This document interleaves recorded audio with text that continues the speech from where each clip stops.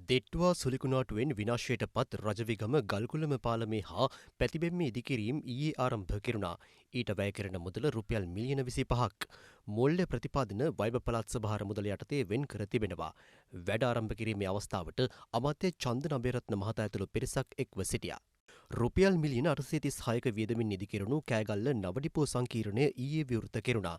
ඒ පාර්ලිමේන්තු මන්ත්‍රිණී සාගරිකා ගංගානි අතහුද මහත්මියගේ සහභාගිත්වයෙන් මෙම ඩිපෝවේ ඉදිකිරීම් 2012 වර්ෂයේ ආරම්භ කර තිබූ අතර විවිධ හේතුන් මත ප්‍රමාද වී තිබෙනවා.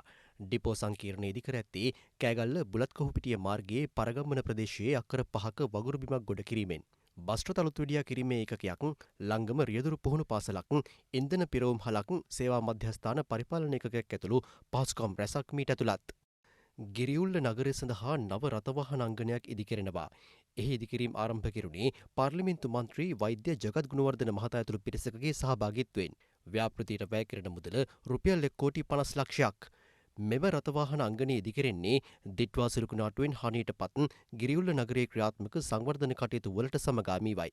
දිට්වා සුළුකුණාටුව හේතුවෙන් වැලිමඩ ප්‍රාදේශීය ලේකම් කොට්ටාශයේ පූර්ණ හානියට පත් නිවාස වෙනුවෙන් වන්දි ප්‍රදානය කිරීමේ වැඩසටහනක් ඊයේ පස්වරුවේ පැවැත්වුණා.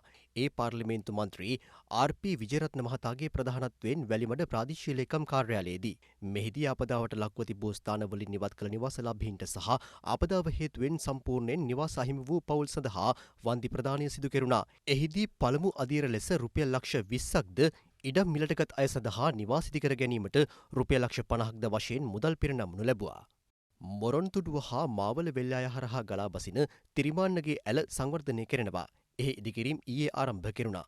බොල්ගොඩ ජලාශය හා සම්බන්ධ වන මෙම ඇලමාර්ගය දීර්ඝ කාලයක් කැලෑවෙන් වැසී ගොස් තිබූ අතර ඇලමාර්ගය සංවර්ධනය කිරීමට රුපියල් ලක්ෂ 70ක් වෙන් කර තිබෙනවා. පළමු අදියර යටතේ මීටර් 500ක් සංවර්ධනයට නියමිතයි. වැඩ අවසන් කිරීමෙන් අනතුරුව අක්කර 200ක පමණ වගා බිම් ජල පහසුකම් සපයාගත හැකියි.